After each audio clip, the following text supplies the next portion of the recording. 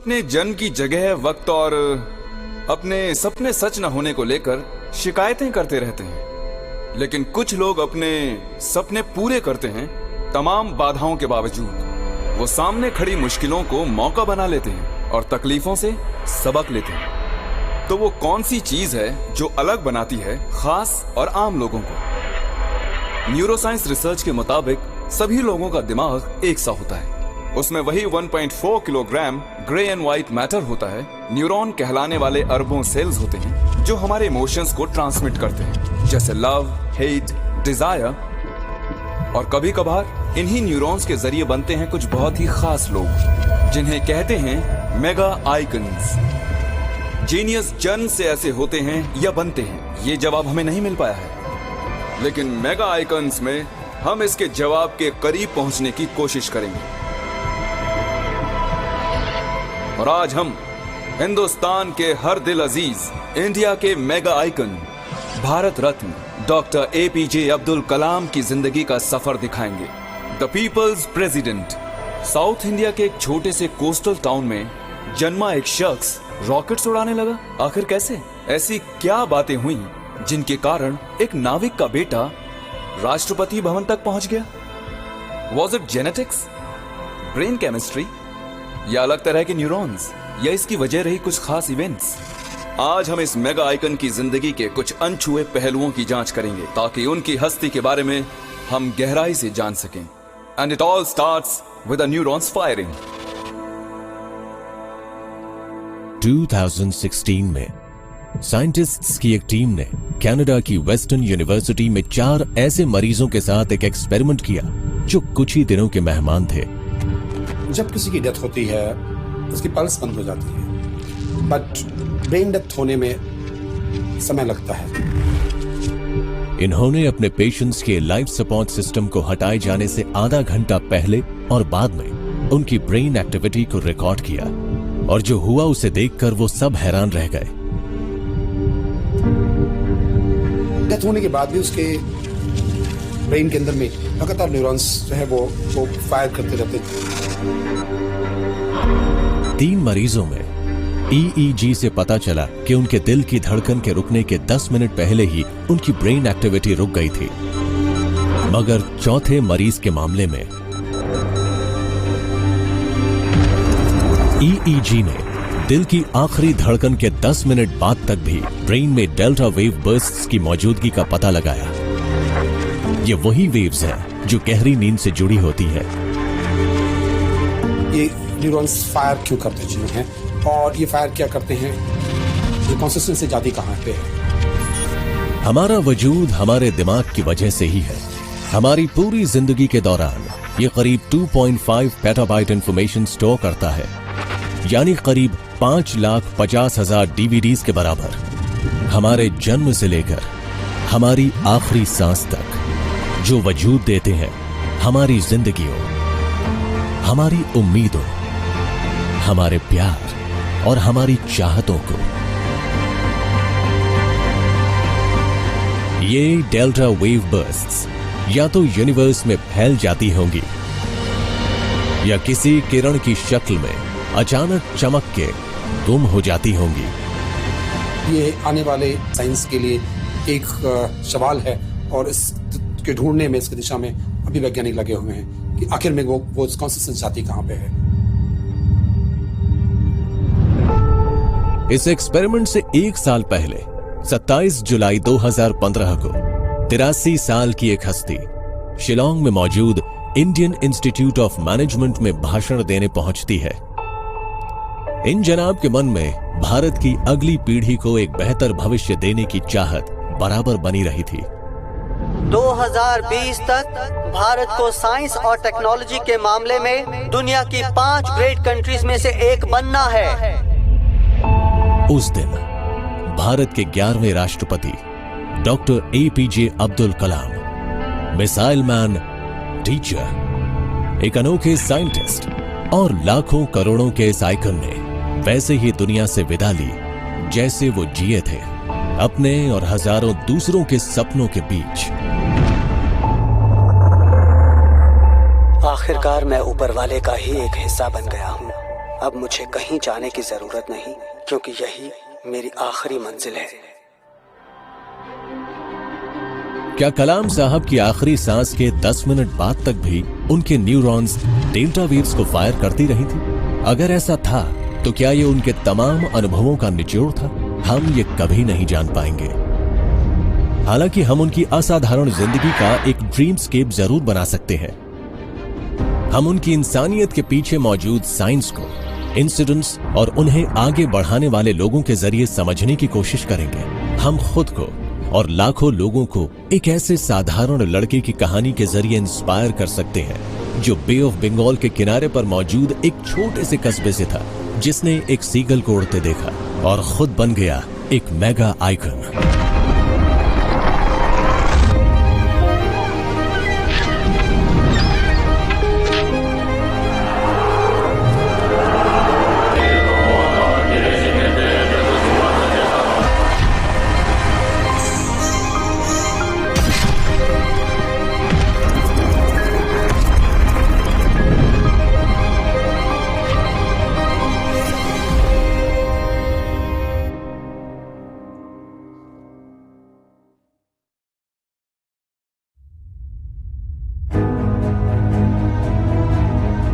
हम इंसानों की लाइफ साइकिल का दूसरा छोर होता है जन्म। कुदरत इस प्रोसेस को लाखों सालों से निखारती आई है और हमें जन्म लेने में सिर्फ 40 हफ्ते लगते हैं। मां के गर्भ में कुछ सेल्स में जीवन पनपना शुरू होता है और इस जादू का केंद्र है इंसान का दिमाग।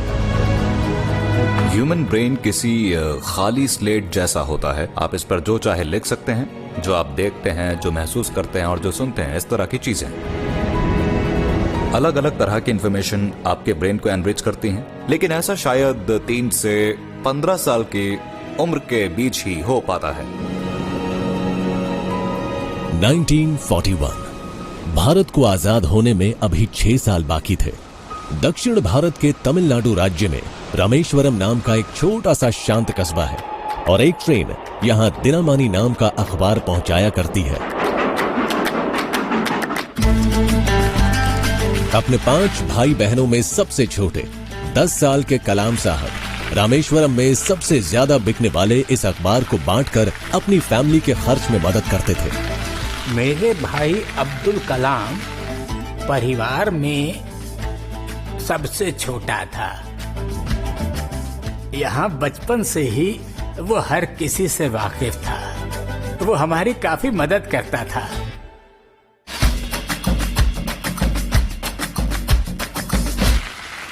मेरा भाई एजेंट था और दिनमणि पेपर बेचता था। वो लोगों के घर अखबारें पहुंचाता, फिर घर आकर नहाता, नाश्ता करता और दूसरे कामों में लग जाता। वो काफी फुर्तीला था। वो बेटे थे नाविक जैनुल आबिदीन और आशी अम्मा के, जिन्हें प्यार से घर में आजाद बुलाया जाता, और वो काफी उत्सुक बच्चे थे। उन्हें जो भी जरिया मिलता उसकी मदद से वो अपने आसपास की दुनिया को खोजने को बेताब रहते।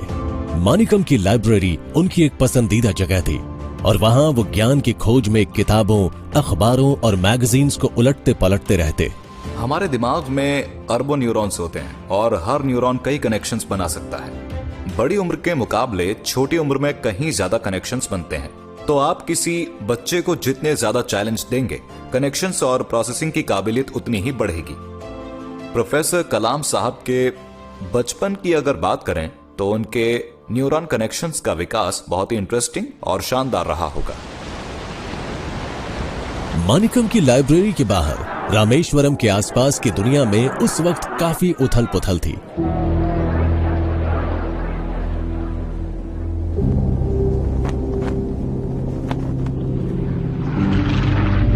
सेकेंड वर्ल्ड वॉर यूरोप को तबाह करने के बाद एशिया की तरफ बढ़ रही थी।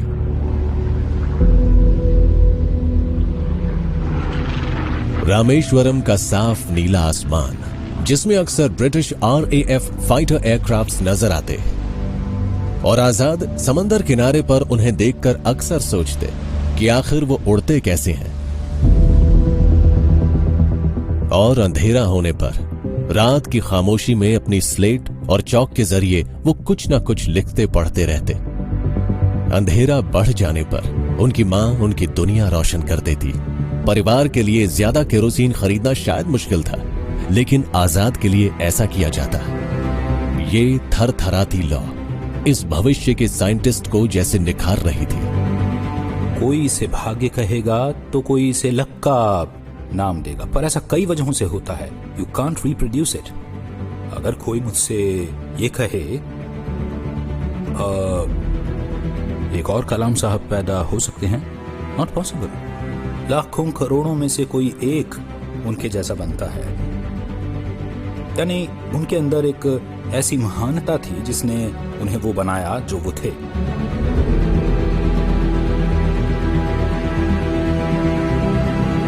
सुबह के साथ ही कुछ नया सीखने की संभावना जागने लगी। कोई हमें पक्के तौर पर नहीं बता सकता कि किस दिन डॉक्टर APJ अब्दुल कलाम के अंदर कुछ अनोखा करने की चाहत जागी होगी। कोई ये नहीं बता सकता कि क्या नक्षत्रों ने खुद अपने आप को इस इवेंट के लिए ढाला था, कि क्या सूरज ने एक ड्रीमर के लिए बंगाल की खाड़ी को कुछ ज्यादा ही रोशनी बख्श दी। शायद एक पनप रही हस्ती को छूने के लिए हवा ने भी अपनी रफ्तार बढ़ा दी थी, या शायद परिंदों की कोशिश उन्हें एक अमिट सपना देने की थी। इसका जवाब हमें खुद कलाम साहब के अल्फाजों से मिलता है, उनकी लेगेसी से, उनकी किताबों से, उनके भाषणों से। जब मैं सिर्फ 10 साल की उम्र का था तब सेकेंड वर्ल्ड वॉर चल रही थी। मेरे एक टीचर थे, शिवा सुब्रमण्यम अय्यर। वो मुझे बताते थे कि पक्षी कैसे उड़ते हैं। उन्होंने मुझे थ्योरी बतानी शुरू कर दी। हमने वहाँ सीगल्स और सी बर्ड्स को उड़ते हुए देखा। करीब 10-15 पक्षी अपने पंखों को फड़फड़ा रहे थे। वो पंख क्यों फड़फड़ा रहे थे? क्योंकि पंखों को फड़फड़ाने से लिफ्ट मिलती है। वो दिशा कैसे बदल रहे थे? किसी पक्षी के लिए लोकोमोटिव फोर्स क्या होती है? लोकोमोटिव फोर्स होती है लाइफ। तो 15 मिनट में ही गुरुजी ने मुझे समझा दिया कि पक्षी कैसे उड़ते हैं। उस दिन मेरे टीचर ने मुझे ये बताया कि जीवन का लक्ष्य क्या होना चाहिए। वो होना चाहिए फ्लाइट से जुड़ा हुआ। कई बार इमेजिनेटिवनेस रोज रोज की एक्टिविटीज पर निर्भर होती है। लोग क्या पढ़ते हैं, जीवन में क्या देखते हैं, इसी से बनती है डेज रेसिड्यू नाम की चीज, और उसी से बनते हैं सपने। अगर कोई शख्स किसी चीज के बारे में बार बार सोचेगा तो अक्सर उसके सपने भी देखेगा, और जितने सपने देखेगा उतना ज्यादा उसके बारे में सोचेगा, और वो उस पर जितना ज्यादा काम करेगा वो चीज मुमकिन हो जाएगी। जो ड्रीम है वो कहां से ट्रेन होके आ रही है? ब्रेन एक कलेक्टिव फॉर्म में काम करता है। जो राइट साइड का हेमिस्फीयर है वो हमें विजुअलाइजेशन की पावर देता है। जो हमारा ऑक्सीपिटल लोब एरिया है और जो हमारे प्रीफ्रंटल लोब एरिया है, ये दोनों पूरी तरह से इन्वॉल्व होते हैं। जब भी कोई चीज ऐसे हमारे जहन में बैठ जाती है तो ब्रेन के ऑक्सीपिटल लोब एरियाज में लगातार उन चीजों को हम देखने लगे। पूरे न्यूरॉन्स फायर होने लगते हैं, हमेशा उसी चीज को ढूंढते हैं जिसका आपने सपना देखा है। ये जो प्लास्टिसिटी है ब्रेन की, ये थॉट उन न्यूरॉन्स के अंदर फीड हो गई कि ये हो सकता है, और जो न्यूरोकेमिकल्स हैं वो उस लैंग्वेज से ट्रेंड हो गए। पूरी लाइफ टाइम वो न्यूरॉन्स जो इनिशियली ट्रेंड हुए न्यूरॉन्स हैं इतना ब्यूटीफुली काम करते हैं कि वो आपको फिर सोने नहीं देते। फ्लाइट के कॉन्सेप्ट ने और एक सीगल के पंखों की फड़फड़ाहट की एक टीचर की व्याख्या ने भारत के मिसाइल मैन, आम लोगों के राष्ट्रपति, एक बिलवड टीचर और भारत के यूथ आइकॉन को रच दिया, और जन्म हुआ एक ड्रीमर का। और यहां से आजाद की जिंदगी की असली उड़ान शुरू हुई। मेरी जिंदगी की इच्छा है उड़ना, ऊंचाई ऊंचाई और ऊंचाई तक। यही मकसद था कलाम साहब की जिंदगी का।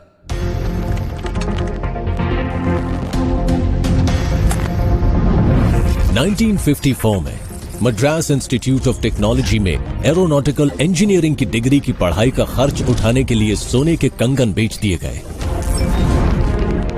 रामेश्वरम में उनके परिवार और टीचर्स ने उनके भाग्य को जो शक्ल दी थी उसे निखारा एरोनॉटिक्स एजुकेशन में भारत के पायनियर प्रोफेसर नटेसन श्रीनिवासन ने। उन्होंने अपने इस स्टूडेंट को उसके 3rd ईयर सबमिशन के दौरान एक झटका दिया। प्रोफेसर श्रीनिवासन ने कलाम को एक low level attack aircraft design करने के लिए 30 की बजाय सिर्फ 3 दिन का वक्त दिया। उनकी स्कॉलरशिप खतरे में पड़ गई थी।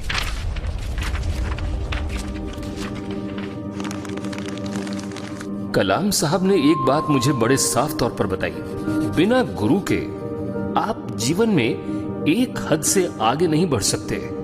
अब ये गुरु कोई स्टैटिक फंक्शन नहीं होता है, ये बदलता रहता है, लेकिन जीवन में गुरु का होना हमेशा जरूरी है।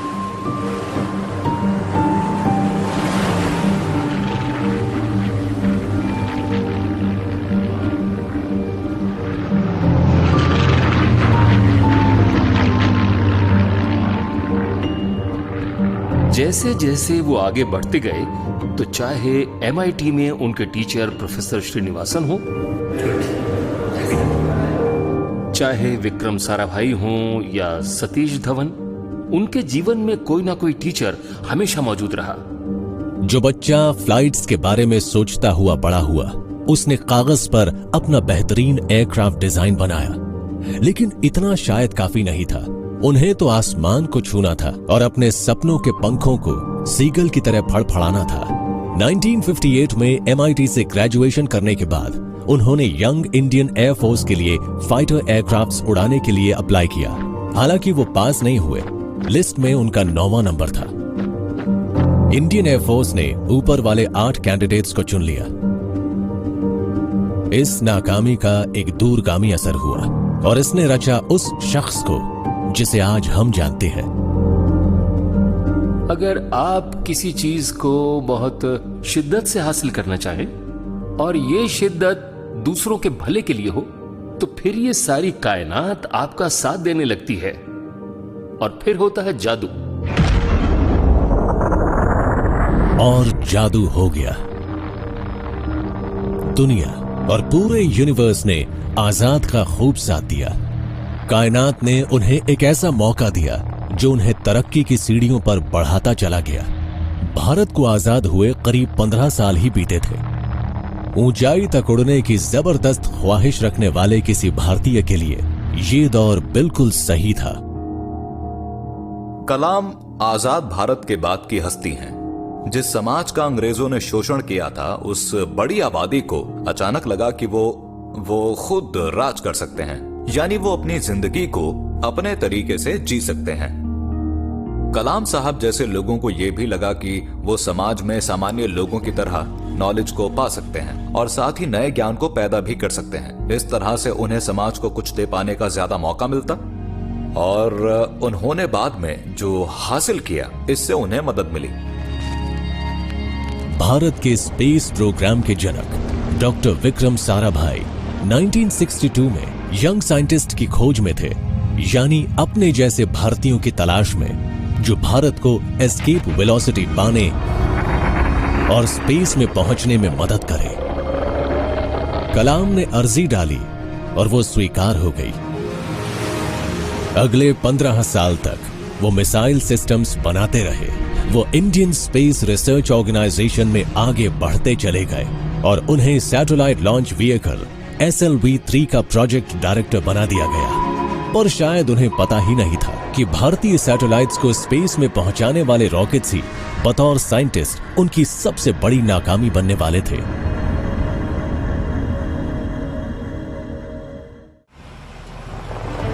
T-6 1979 मैं SLV-3 सैटेलाइट लॉन्च व्हीकल का प्रोजेक्ट डायरेक्टर और मिशन डायरेक्टर था। T-5 मेरा मिशन है सैटेलाइट को ऑर्बिट में पहुंचाना। इसके लिए हजारों लोग करीब 10 साल से काम करते रहे हैं। T-4 मैं लॉन्च पैड पहुंचा तो काउंटर चल रहा था, तभी कंप्यूटर ने लॉन्च करने से रोक दिया। T-3 मैं मिशन डायरेक्टर था, फैसला मुझे लेना था। T-2 प्रॉब्लम ये थी कि सिस्टम में एक लीकेज थी। T-1 फाइनली मैंने फैसला लिया। मैंने कंप्यूटर को बाईपास करके सिस्टम लॉन्च कर दिया।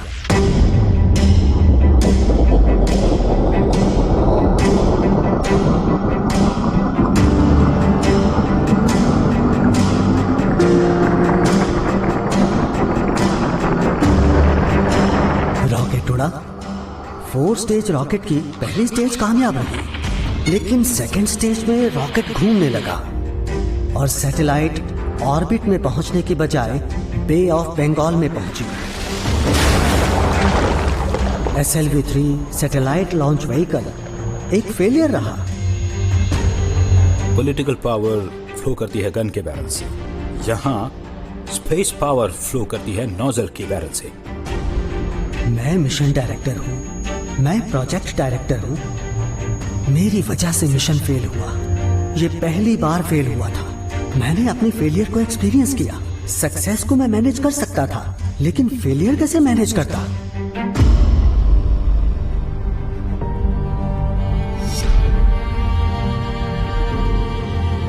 एक डेकेड से कोशिशें जारी थी। पूरी दुनिया का मीडिया देख रहा था। डॉक्टर कलाम प्रोजेक्ट डायरेक्टर थे और सतीश धवन इसरो के डायरेक्टर, उनके बॉस थे। So it was a failure. पूरी मीडिया ने हमें क्रिटिसाइज किया। हम मजाक बन गए थे पूरी दुनिया में। ये मामला देश की आबरू का था। इसके साथ देश के साइंटिफिक डेवलपमेंट की साथ जुड़ी थी। तो इस फेलियर से खुद उनके और उनके साथियों के भरोसे पर सवाल उठने लगे थे। डॉक्टर कलाम जैसा कोई शख्स ऐसे बिखर जाता है। जैसे कोई निराशा आती है, कोई ऐसी चीज होती है जो अनएक्सपेक्टेड होती है, फ्रंटल लोब में तुरंत जो एक्टिविटी, जो न्यूरॉन फायर्स हैं, वो तुरंत स्ट्रेस में आ जाते हैं। जो इनकी अल्फा वेव है, जो कूल एंड काम स्टेट ऑफ माइंड को करती है, उसकी बजाय जो है वो सारे पैरामीटर्स जो है वो डिस्टर्ब हो गए। बीटा एक्टिविटीज वहां बढ़ गई। तो वो राइट हेमिस्फीयर जो उनका पॉजिटिव पार्ट है विजन करने का, तो वो नेगेटिव भी विजन करने लग जाते हैं सेम टाइम में। कुछ नहीं होगा और लाइफ में अब तो बहुत लॉस हो चुका, करोड़ों का लॉस हो गया, लोग क्या कहेंगे, कैसे क्या होगा। They start thinking in that direction. Kalam Sahab के वालिद SLV प्रोजेक्ट के दौरान ही चल बसे और वो उनके गम में डूबे थे। साथ ही उनके सामने अब तक की सबसे बड़ी नाकामी भी थी। इन हालात की वजह से अपनी जिंदगी भर के काम में और अपने रास्ते पर ही वो शक करने लगे थे। ये नाकामी शायद उन्हें तोड़ सकती थी, लेकिन शायद रामेश्वरम में मौजूद उनकी जड़ों ने उन्हें बहुत मजबूत बना दिया। कलाम साहब के वालिद जैनुल आबदीन, उनके पास पढ़ाई लिखाई का कोई तजुर्बा नहीं था। उन्होंने सबक लिया था अपनी जिंदगी से, समंदर के लचीलेपन से, अपनी बनाई नाव से और उन्हें बर्बाद करने वाले तूफान से।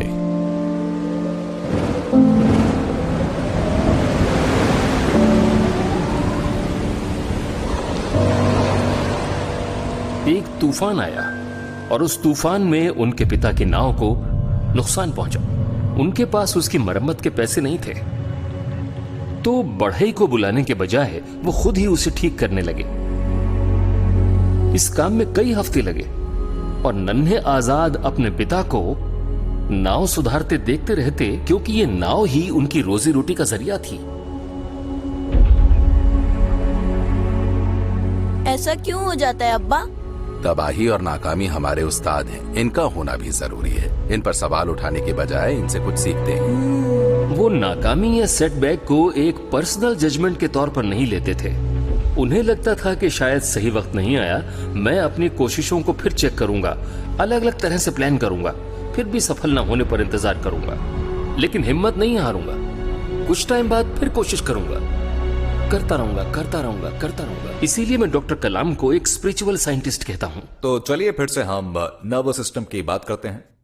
जब सेंसरी इनपुट्स मिलते हैं और वो प्री फ्रंटल कॉर्टेक्स में प्रोसेस होते हैं, तो उसके बाद पिछले अनुभव के आधार पर सही फैसला लिया जाता है, क्योंकि आपकी मेमोरी सेल्स लगातार प्री फ्रंटल कॉर्टेक्स से इंटरेक्ट करके बताते रहते हैं कि ऐसी ही सिचुएशन में पहले क्या हुआ था और उसका नतीजा क्या निकला था, और अब आप ऐसा कौन सा रास्ता अपनाए कि नतीजा पहले वाले से ज्यादा बेहतर रहे। He was a people oriented project director. Kalam Sahab एक बेहद शानदार टेक्नोक्रेट थे। किसी ऑर्केस्ट्रा के कंडक्टर की तरह उन्हें पता था कि क्या करना है, इसे कौन करेगा। फिर वो इन सभी एलिमेंट्स को इकट्ठा करके बेहतरीन नतीजा हासिल करते हैं।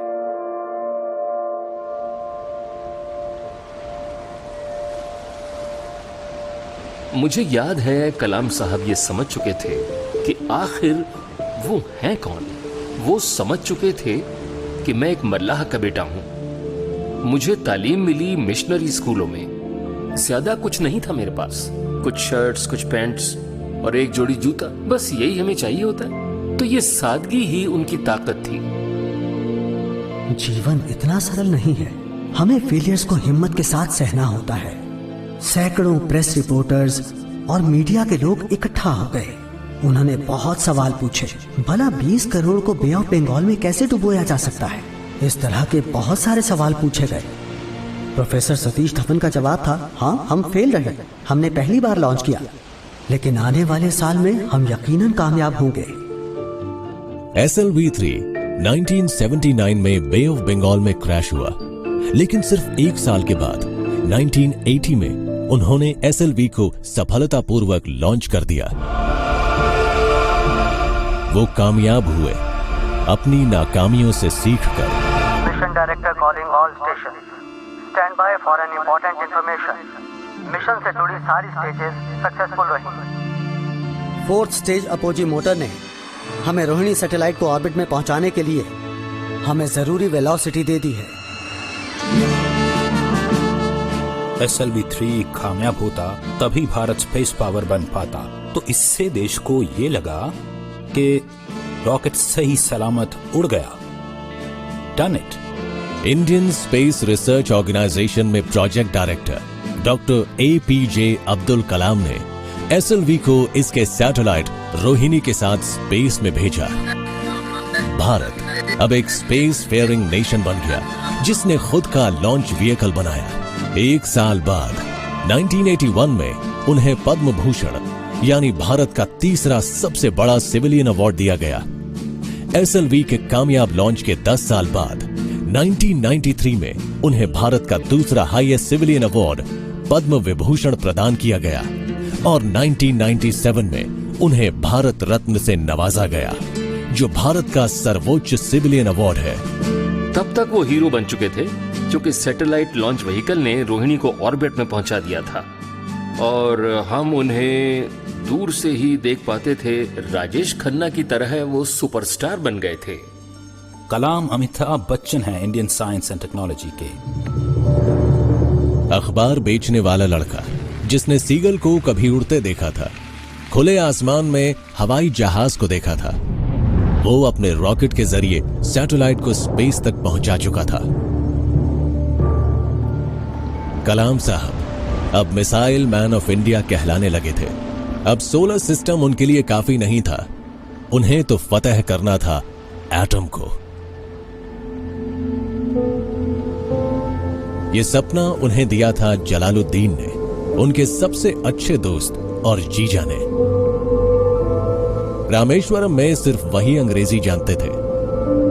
जलालुद्दीन के जरिए ही आजाद ने रामेश्वरम की सीमाओं से आगे जिंदगी के रहस्यों को जाना और समझा।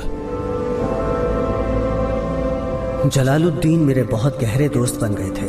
वो मुझसे लगभग 15 साल बड़े थे और मुझे आजाद कहा करते थे। वो हमेशा मुझसे पढ़े लिखे लोगों के बारे में, साइंटिफिक डिस्कवरीज, लिटरेचर और मेडिसिन के बारे में बात करते थे। उन्होंने ही मुझे हमारे छोटे से शहर से बाहर की दुनिया के बारे में बताया था।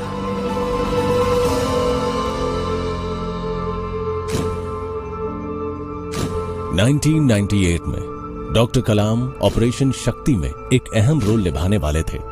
राजस्थान के रेगिस्तान में 5 controlled nuclear bomb test explosions होने थे।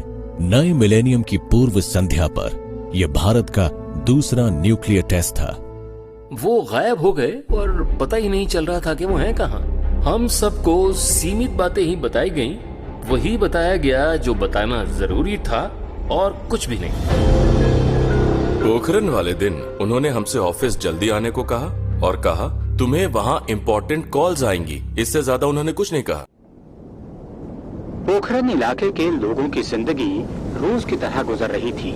उन्हें पता ही नहीं था कि उनके गांवों की तरफ पूरी दुनिया का ध्यान खींचने वाला है। 11 मई 1998 को खेतोलाई, लाठी और कुछ अन्य गांवों के निवासियों से दोपहर को कुछ घंटों के लिए अपने घर छोड़ देने के लिए कहा गया और फिर 3:45 बजे जमीन 3 बार हिली और पूरा थार रेगिस्तान कांप उठा। यहाँ हल्के भूकंप जैसा आया था और 5 सेकंड में ही खत्म हो गया था। इसे महसूस करने वालों ने कुछ ऐसा ही बताया। मुझे लगता है साइंटिस्ट के दिमाग में जनता की भलाई का आइडिया था। कभी कभी ऐसा रास्ता विकास से होकर गुजरता है तो कभी तबाही से भी। ये रिस्क का मामला है, अक्सर गड़बड़ियां हो जाती हैं। जी हाँ, 24 साल के बाद भारत ने एक बार फिर कई अंडरग्राउंड न्यूक्लियर टेस्ट्स किए हैं।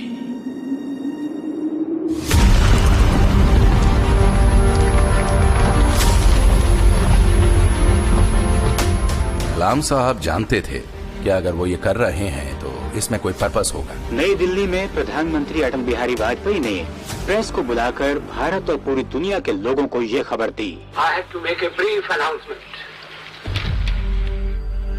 अगर किसी देश के पास ताकत न हो तो वो सुरक्षित नहीं रह सकता। You need those things. India conducted 3 underground nuclear tests in the Pokhran range. दूसरे देशों के साथ आप ताकत के बिना डील नहीं कर सकते।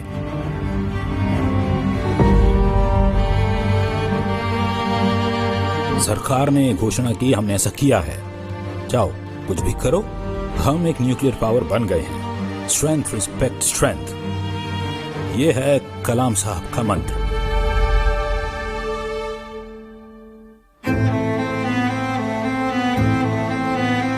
(1998) में जब भारत ने पोखरण में 5 न्यूक्लियर विस्फोट किए, तब तक भारत के missile man rockets, ballistic arms और एम्यूनिशन को डेवलप करने में 33 साल बिता चुके थे। जिंदगी में आगे बढ़ने के दौरान उन्हें ये एहसास होने लगा कि मिसाइल बनाने का और न्यूक्लियर बॉम्ब्स बनाने का आखिर मकसद क्या है। ठीक है, ये डिटरेंट है क्योंकि कोई भी हम पर हमला न करे, लेकिन इससे बड़ा इसका क्या मकसद हो सकता है? मैं किस तरह से अपने लोगों की बेहतरी के लिए इन चीजों का इस्तेमाल कर सकता हूँ? और उन्होंने कुछ नया बनाया। लेकिन ये ना तो रॉकेट्स थे और ना ही एटम हासिल करने वाले धमाके। उन्होंने हृदय के लिए कुछ किया, चलने में लाचार लोगों की मदद शुरू की। बहुत कम लोग ये जानते होंगे कि डॉक्टर कलाम ने कई और प्रोडक्ट्स बनाए हैं। स्टेंट्स, जो कि हार्ट सर्जरी में यूज होते हैं। उन्होंने कार्बन कैलिपर भी इन्वेंट किया, जिसका इस्तेमाल लिम्ब प्रॉब्लम्स वाले लोग प्रोस्थेटिक के तौर पर कर सकते हैं। कलाम राजू स्टेंट ने पूरे भारत और सब कॉन्टिनेंट के दिल के मरीजों की जान बचाई। इस डिवाइस की कीमत किसी नॉर्मल स्टेंट से सिर्फ 15% ही है और इसकी एक वजह है, उन्होंने कभी नहीं कहा कि वो चीजें मैंने बनाई। इन चीजों से वो लाखों करोड़ों कमा सकते थे, अरबों भी कमा सकते थे, कौन जानता है। उन्होंने कभी कुछ ऐसा नहीं किया। वो कहते थे ये चीजें मेरे लोगों के लिए हैं। उन्होंने कभी भी इस चीज की पब्लिसिटी नहीं की, बल्कि अपनी इस दौलत को लोगों को सरेआम बांट दिया। वो लोगों की खुशी चाहते थे, उनके लिए यही बड़ी दौलत थी। पोखरण के 4 साल बाद 2002 में 5 फुट 5 इंच कद वाले डॉक्टर APJ अब्दुल कलाम, जिन्हें आजाद भी कहा जाता था और मिसाइल मैन भी, वो भारत के 11वें राष्ट्रपति बन गए। अब उनके कंधों पर एक ऐसे लक्ष्य की जिम्मेदारी थी जो उन्होंने खुद चुना था, पूरे देश को एक सपना देना जो उनका भी था और देश का भी। I, Aul Fakir Zainulabdin Abdul Kalam, do swear in the name of God that I will faithfully execute the office of the President of India. जिंदगी की सबसे बड़ी चीज है मकसद। मकसद क्या है? वो खुद से सवाल पूछते थे कि मकसद क्या है। तो जब वो मिसाइल प्रोग्राम के मुखिया बने तो मकसद क्या था? तो वो सोचने लगे कि क्या हम इस टेक्नोलॉजी का इस्तेमाल आम लोगों के लिए कर सकते हैं। जब वो राष्ट्रपति बने तो सोचा कि मैं क्यों राष्ट्रपति बना। आम लोगों को राष्ट्रपति भवन बुलाया, मुगल गार्डन खोला आम लोगों के लिए, एक म्यूजिकल फाउंटेन लगवाया, लाखों बच्चों को वो बुलाया करते थे ताकि वो राष्ट्रपति भवन का आनंद ले सके। मकसद क्या था? इसीलिए लोगों ने उन्हें कहना शुरू कर दिया पीपल्स प्रेसिडेंट। जब उनका राष्ट्रपति काल खत्म हुआ तो वो स्कूलों में जाते थे, यूनिवर्सिटीज में जाते थे, लगातार सफर करते थे। तो मकसद क्या था? आजाद को जिंदगी का मकसद समझने के लिए ज्यादा दूर नहीं जाना पड़ा। वो बचपन में लगातार ज्ञान और स्पिरिचुअलिटी के आगोश में रहते थे। उनके पिता के पक्के दोस्त बख्शी लक्ष्मण शास्त्री रामेश्वरम टेम्पल में एक पुजारी थे। आजाद उनसे ऐसे गहरे सवाल पूछते जो उनकी उम्र से कहीं आगे के थे, और इन सवालों के जवाब ही शायद उनके मकसद की नींव बन गए।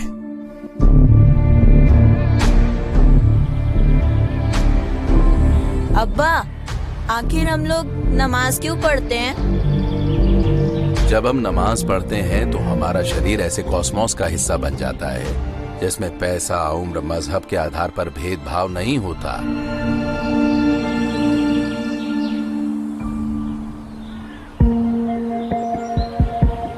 ये कह सकते हैं कि एक सोशल रिस्पॉन्सिबल पर्सन की तरह समाज में एक पूरी दुनिया को एक समझते हुए, पूरी ह्यूमैनिटी को एक समझने की जो शक्ति है, समझ है, वो हमारी फ्रंटल लोग जो एक महत्वपूर्ण अदा करती चीजों को। एक आम आदमी और एक महान आदमी में बहुत बड़ा कोई अंतर इस तरह से फिजियोलॉजिकल लेवल पर तो नहीं, लेकिन उसकी लगातार प्रैक्टिस जो है, जो जिसने बचपन में एक गुण को सीखा और उसके लगातार उसकी प्रैक्टिस में that is stored in his basically permanent memory, in his temporal memory. So अगर चीजें हमें याद नहीं होंगी तो हम यातायात के नियमों का पालन नहीं कर सकते। So spirituality and science is not separate way; it's play in his personality as a fusion, complement to each other. उनके मुताबिक हर इंसान की जिंदगी का मकसद ये है कि वो इस प्लेनेट को रहने के लिए बेहतर से बेहतर बनाए। अगर हम किसी बच्चे के चेहरे पर मुस्कान लाने में कामयाब हो जाएं, अगर आप किसी के खाने का इंतजाम कर सकें, अगर आप किसी को उठाने या चलाने में मदद कर सकें, तो आप इस पृथ्वी को रहने के ज्यादा योग्य बना रहे हैं। उन्होंने इस पृथ्वी को ग्रेट बनाने को नहीं कहा, बल्कि पृथ्वी को ज्यादा रहने लायक बनाने को कहा है, जिंदगी को सहारा देने के लिए। I don't know, लोग यकीन भी करेंगे कि इस दुनिया में कलाम साहब जैसा इंसान आया था। वो बहुत ही अक्लमंद इंसान था। उसके दिमाग में अचानक ही कोई नया और अनोखा आइडिया आ जाता था। वो बहुत ही समझदार था। ऐसे अक्लमंद लोग कम ही मिलते हैं। खुदा ने उन्हें उन खूबियों से नवाजा था। जब खुदा कुछ देता है तभी लोग कुछ ऐसा कर सकते हैं।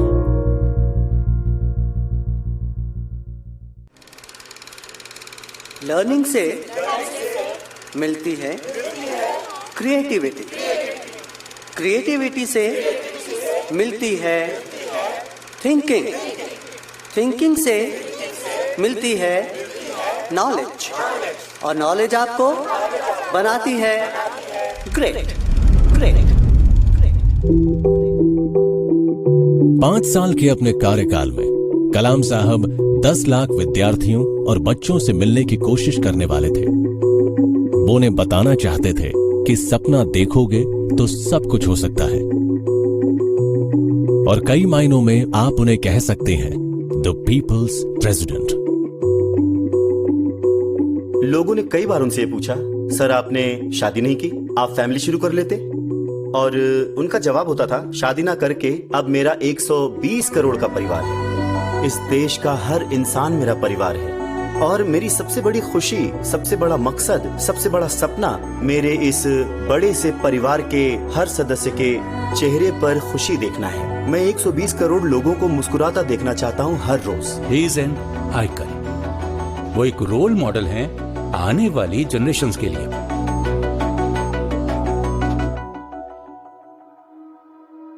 उन्होंने बहुत कुछ कहा, सैकड़ों पन्ने भर दिए किताबों से, और हर किताब के साथ वो खुद को एक ऐसे डिवाइस में तब्दील करते चले गए जिसने उन्हें और उनके सपनों को जन्म दिया, और वो बन गए एक टीचर।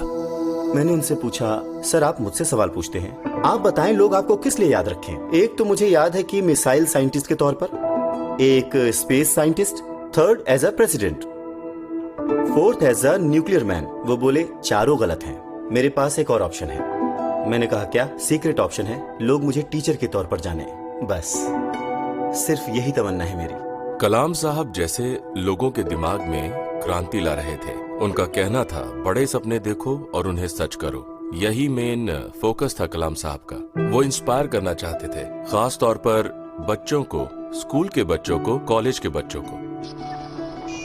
ह्यूमन सोसाइटी एक सुपर कंप्यूटर जैसी है, लैंग्वेज की वजह से, जो इन सब कंप्यूटर्स को जोड़ने वाला सॉफ्टवेयर है। हर दिमाग लैंग्वेज की मदद से आपस में जुड़ा हुआ है, और कोई अच्छा टीचर करता ये है कि वो उस वक्त मुहैया तमाम ज्ञान को अपने ज्ञान के साथ या तो एनालिटिकली या फिर नई नॉलेज को प्रोड्यूस करके जोड़ देता है और फिर उसे अगली जनरेशन को दे देता है। न्यूटन ने कहा था कि मैं दूर तक इसलिए देख पाया क्योंकि मैं ऊंचे लोगों के कंधों पर खड़ा हूं। तो ये बात दिखाती है कि सोसाइटी में साइंस या नॉलेज प्रोडक्शन किस तरह का होता है।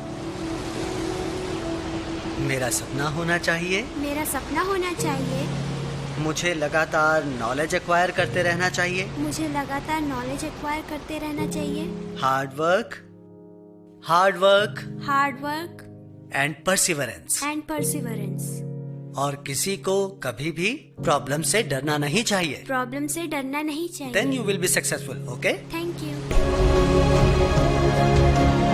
हम सभी वो बच्चे हैं जिन्होंने उस सीगल को उड़ते देखा। हमारे दौर के एक महान कॉस्मोलॉजिस्ट कार्ल सेगन ने एक बार कहा था, हमारे डीएनए की नाइट्रोजन, हमारे दांतों का कैल्शियम और खून में मौजूद आयरन बने थे कोलैप्सिंग स्टार्स के भीतरी हिस्सों में, यानी हम बने हैं सितारों से। ये बात सच है कलाम साहब के लिए, है ना? अगर हम इस मेगा आइकन की जिंदगी से कोई सबक ले सकते हैं तो ये कि हमें कामयाबी पाने के लिए इस्तेमाल करना है अपनी मुश्किलों को और अपनी नाकामियों को, क्योंकि भारत के बच्चे ड्रीमर्स हैं, पृथ्वी के एटमॉस्फेयर को भेद कर आगे निकल सकते हैं। बस जरूरत है उम्मीद की और अनकंडीशनल लव की। हमें बस उनके पंखों के लिए हवा बनना है। बस जरूरत है कि टीचर्स और मेंटर्स हों लाइक डॉक्टर अब्दुल कलाम।